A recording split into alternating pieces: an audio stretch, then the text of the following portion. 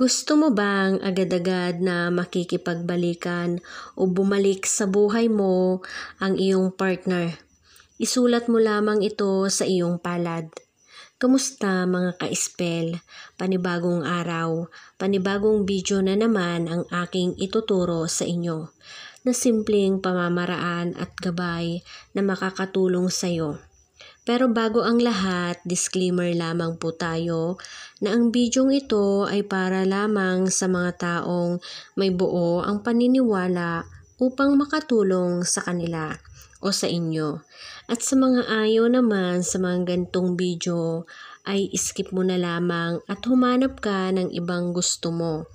At sa mga gustong magpatuloy ay tapusin mo lamang ang bidyong ito at sa mga baguhan or napadaan lang din sa channel ko ay inaanyayahan ko kayo na mag-subscribe at i-on na rin ang notification bell para sa ganon ay mauna ka sa mga bagong video na aking i-upload. At ang simpleng pamamaraan na ito ay paraan upang sa ikaayos ng inyong relasyon. Pwede ring gawin ito ng parehas ang kasarian, babae sa babae, lalaki sa lalaki. Sa mga LDR o magkalapit lang din sa isa't isa. Kailangan sa paggawa nito ay buong-buo dapat ang iyong paniniwala. Kailangan ay mag-focus ka sa paggawa. At walang ibang gumugulo sa iyong isipan. Isang tabi ang problema o mga iniisip na ibang bagay na gumugulo sa isip mo. At ang una ay kailangan lamang natin maghanda dito ng isang panulat, gaya ng ballpen o pentel pen, na ang kulay ay itim lamang.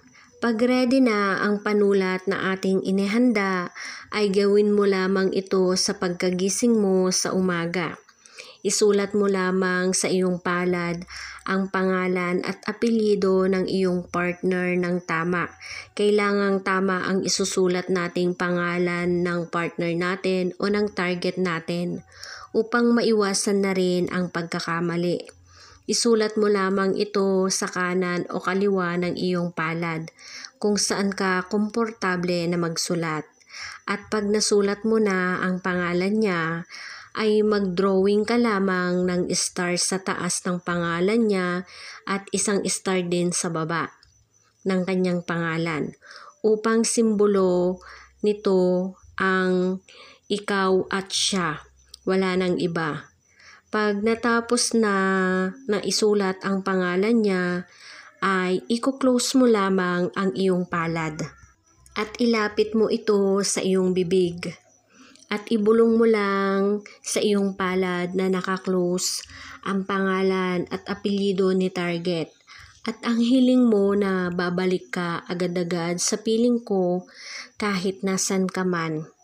At hindi ka na aalis, hindi na tayo magkakahiwalay kailanman. At hindi na tayo masisira ng kahit ano paman. Magiging masaya tayo habang buhay at kailanman. Pagkatapos ay pwede mo na itong ibuka ng dahan-dahan. Ibuka mo lamang ng dahan-dahan ang palad mo. At huwag mo itong buburahin ng sapilitan. Ang sulat naman ay hayaan lamang na kusa itong mabura sa tuwing mababasa ng tubig ang iyong kamay. Bawal ding ipagsabi or may makaalam ng iyong gagawin. Kailangang hindi makita ito ng ibang tao, lalo na kung nakasulat pa sa iyong palad ang sinulat mo. Gawin mo lamang din ito sa tahimik na lugar, gaya ng iyong kwarto. Kailangang tahimik at mag-focus ka lang sa paggawa nito. Gawin lang ito sa araw lamang din ng Martes at Biyernes. Dapat ay focus ka lang palagi sa paggawa ng mga ganitong ritual. Sa ngayon ay hanggang dito na lamang muna mga ka-spell. Salamat sa inyong suporta. Nawa ay magawa nyo ito ng tama upang makamit agad ang bisa ng iyong nais. Wag na wag din natin kalilimutan lagi na magdasal para sa gabay natin sa pang-araw-araw. Hanggang dito na lamang pong muli.